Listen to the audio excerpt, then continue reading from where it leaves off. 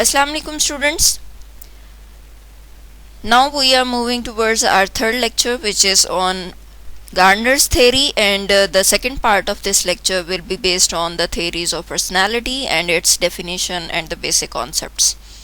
First of all, we are starting from the Gardner's theory of intelligence, which was given by the Gardner, and according to him, when you think of intelligence, you normally think of the one intelligence that must be preferred to, and that is intellectual intelligence.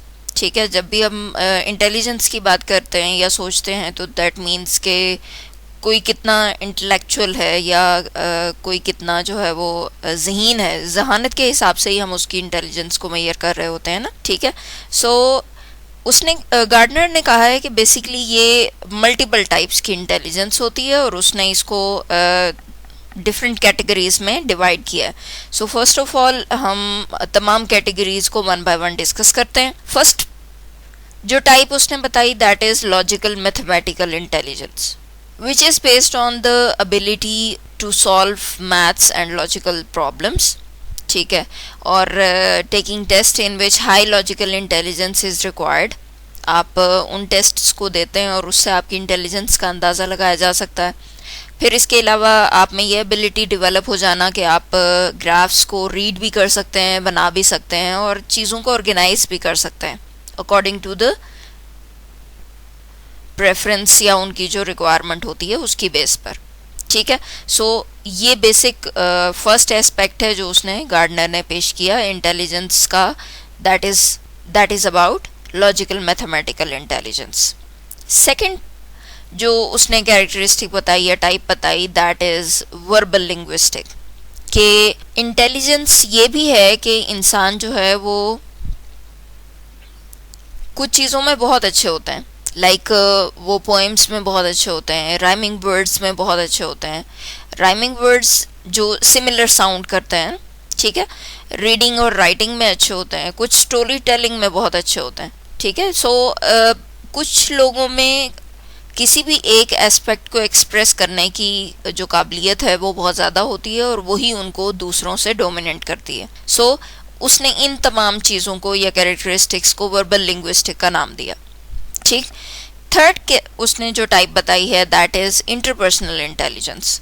Understand करना दूसरों के emotions को भी. ठीक है, या आप ये अंडरस्टैंड करते हैं कि सोशल एटिकेट्स क्या होने चाहिए, नॉर्म्स क्या होने चाहिए, कि आपने जब कि डिफरेंट सिचुएशंस में बैठना है, जाना है, लोगों से मिलना है, तो देन आपके बिहेवियर्स क्या होते हैं. इन तमाम चीज़ों को एक इंसान किस तरह से मद्देनज़र रखता है और किस तरह से अपने आप को डील करता है, that is quite related with the type of intelligence which is called interpersonal intelligence. Good leaders or managers have to coordinate with the employees. So obviously leaders या managers के पास अगर अच्छी interpersonal intelligence होगी तो then they will be able to communicate better, they will be able to interact better. ठीक है, so ये third type थी. Fourth type is about the body kinesthetic intelligence.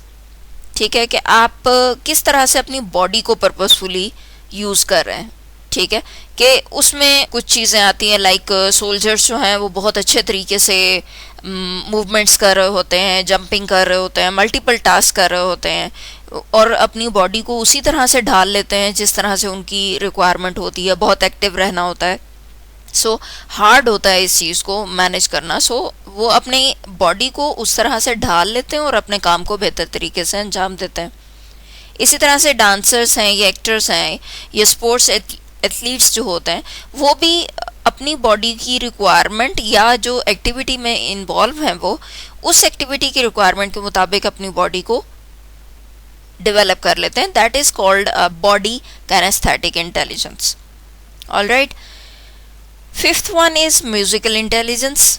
Gardner का कहना है कि जो लोग राइमिंग वर्ड्स या इस तरह की चीज़ों में इन्वॉल्व होते हैं तो इसी तरह से ये भी पॉसिबिलिटी है कि उनमें कुछ कह लें कि म्यूज़िक के साथ जो है वो ज़्यादा लगाव हो या उनको रिदमिक साउंड्स जो हैं वो बहुत ज़्यादा अट्रैक्ट करती हों और वो इवन प्रोड्यूस भी कर सकते हों.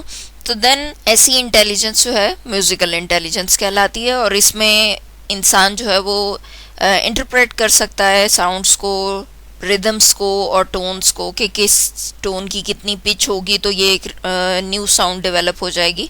सो इस तरह की चीज़ों के साथ वो ज़्यादा बेहतर तरीके से इंटरेक्ट कर सकते हैं वो लोग कि जिनमें ये एबिलिटी ज़्यादा डोमिनेंट होती है। ठीक है,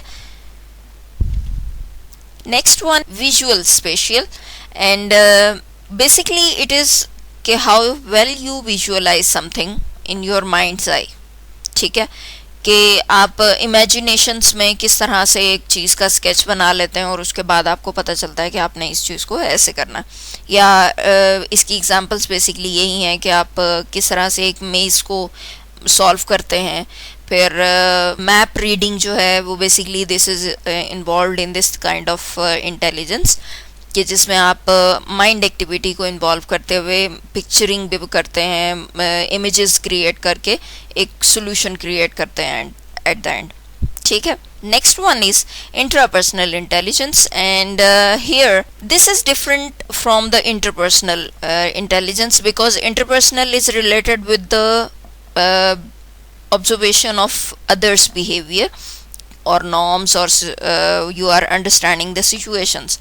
But as far as the intrapersonal intelligence is concerned, this is about the understanding of yourself, कि कितने आप अवेयर हैं अपनी ज़ात के बारे में, अपने इमोशंस को किस तरह से कंट्रोल कर सकते हैं, अपने मूड्स को किस तरह से कंट्रोल कर सकते हैं और कितना अच्छा कंट्रोल कर सकते हैं। That is related with the intrapersonal intelligence. और दूसरी बात यह है कि आप जितना अच्छे तरीके से अपने आप को जानेंगे, अपनी स्ट्रेंथ्स और वीकनेसेस को जानेंगे, आप उतना ही बेटर परफॉर्म कर सकेंगे in the practical field. So this is about the intrapersonal intelligence. Next point is naturalistic intelligence. कुछ लोगों को बहुत ज़्यादा लगाव होता है नेचर के साथ, इवन वो पेट्स अपने पास रखते हैं, या ग्रीनरी को अगर आप लाइक करते हैं तो देन आप चाहते हैं कि आपके इर्द गिर्द जो है वो ग्रीनरी हो, उसके लिए आप गमले रखते हैं। अगर घर पर अवेलेबल नहीं भी हैं तो आपको अच्छा लगता है कि सैरो तफरी के लिए जाना और इस तरह। तो ये चीज़ जो है वो just because of the naturalistic intelligence है कि आप में कुछ सलाहियतें डेवलप हो गई हुई हैं और आप में ये इंटरेस्ट इनहेरिटेडली और इन्वायरमेंट के इन्फ्लुएंस से जिससे भी, सो आप जो है वो इन चीज़ों को पसंद करते हैं और उनके साथ रहना आपको ज़्यादा जो है रिलैक्स करता है। You can recognize and classify all types of animals, plants and minerals in the real world. Hunters and fishermen are intelligent in naturalistic field, and chefs and botanists also. So these are the examples about the naturalistic intelligence. So moving towards the criticism which was done on the Gardner's theory. Critics जो हैं वो ये कहते हैं कि वो इस चीज़ को क्वेश्चन करते हैं कि इंडिपेंडेंस जो है वो उसकी इंटेलिजेंस की वो कहाँ है। ठीक है, कि ज़ाहिर है ये तमाम जो कैटेगरीज उसने बताई हैं या जो टाइप्स बताई हैं दैट आर इंटरलिंक्ड। ठीक है, हम किसी एक चीज़ को बेस बनाकर उसे इंटेलिजेंट या उसमें एक चीज़ का ना होना उसको इंटेलिजेंस के ज़मरे से हटा नहीं सकता। They pointed out that the excellence in most field require a combination of intelligences. ठीक है, यही बात है ना कि ज़रूरी तो नहीं है कि किसी एक चीज़ का पाया जाना ज़रूरी है। अगर आप अपनी बात करें, अपने बारे में सोचें, तो हो सकता है आप में से बहुत से लोगों में ये तमाम एबिलिटीज़ डेवलप्ड हों। ठीक है, like a talented musician for example uses logical mathematical intelligence to interpret the scores. इसी तरह से लिंग्विस्टिक इंटेलिजेंस को यूज़ करता है to respond in teaching. Spatial intelligence को यूज़ करता है टू ओरिएंट द कीबोर्ड। ठीक है, वो जहन में रखता है कि कहाँ पर कौन सा वर्ड होगा और उसने किस तरह से उसको यूज़ करना है। और इंटरपर्सनल इंटेलिजेंस को यूज़ कर रहा होता है to react with the audience, और इंट्रापर्सनल इंटेलिजेंस को यूज़ कर रहा होता है टू एक्सप्रेस हिज प्ले। और furthermore some exceptionally gifted individuals have abilities that are broad rather than limited to a particular domain. ठीक है, सो एक म्यूजिशियन में हमने देख लिया कि उसमें भी इतनी सारी abilities on the same time मौजूद है। ठीक, मेजरमेंट कैसे होती है इंटेलिजेंस की, इसके हवाले से दो तरह के टेस्ट बनाए गए हैं। दो तरह से मैयर हो सकती है, इंडिविजुअल टेस्ट्स के ज़रिए, जो कि हम एग्जाम्पल पहले पढ़ चुके हैं स्टैनफोर्ड बिने टेस्ट की सूरत में, और ग्रुप टेस्ट्स के थ्रू भी हम इंटेलिजेंस को मैयर कर सकते हैं, that is Wechsler test. Intelligence testing begin in early 90s and when Alfred Binet and Simon developed the first individual intelligence test in identifying those children who couldn't profit from normal classroom instruction and required special education.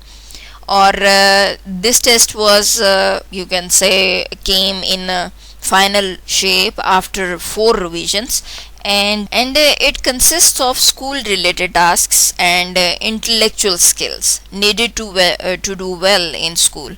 ठीक है, और उसमें school related tasks को भी focus किया गया था, और इंटेलेक्चुअल स्किल्स की जिनकी ज़रूरत होती है स्कूल में अच्छे तरीके से परफॉर्म करने के लिए, उनके हवाले से भी चीज़ों को मैयर करने की कोशिश की गई। इनिशियली जो mental as of the student was determined.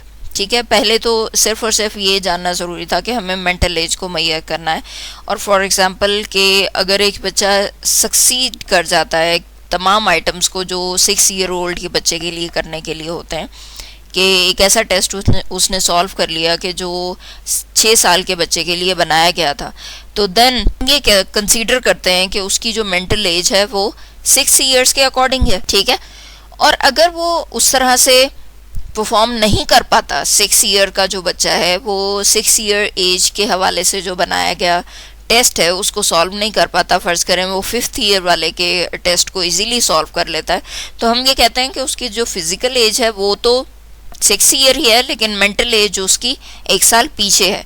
It means उसको मज़ीद कह लें कि पुश की या उसको मज़ीद गाइडलाइन की और गाइडेंस की ज़रूरत है ताकि वो अपने उस लेवल को मीट कर सके। तो इसको मैयर करने के लिए जो फार्मूला उन्होंने बनाया था, that was IQ is equal to mental age, जिस लेवल का उसने टेस्ट पास किया, divided by chronological as.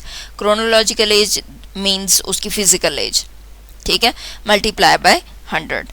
So in this way they were measuring the intelligence of the students. The above formula of calculating IQ presently known as ratio IQ. अब उसका जो नाम है वो रेशियो IQ के नाम से है, और ये भी इवन चेंज होकर डेविएशन IQ के नाम से यूज किया जाता है। और these days this test is comparing the performance of the person with his age group, and the value of IQ is used for predicting school achievement. ठीक है, जो वैल्यू उनको अचीव होती है इस फॉर्मूले पर अप्लाई करने के बाद, दैट इज प्रिडिक्टिंग के जी स्कूल में इसकी जो अचीवमेंट है वो ये है। ठीक है जी बच्चे, इस लेक्चर के बाद मैं आपके लिए एक MDB क्रिएट करूंगी जिसमें क्वेश्चन आपकी डिस्कशन के लिए ही पोस्ट किया जाएगा, दैट इज के do high IQ predict success in life, और अगर प्रेडिक्ट करते हैं हाई IQ सक्सेस को तो देन उनकी क्या रीजंस होती हैं, इस बात के ऊपर आप डिबेट करेंगे, अपना पॉइंट ऑफ व्यू पेश करेंगे। So moving towards our second part of lecture which is on the personality.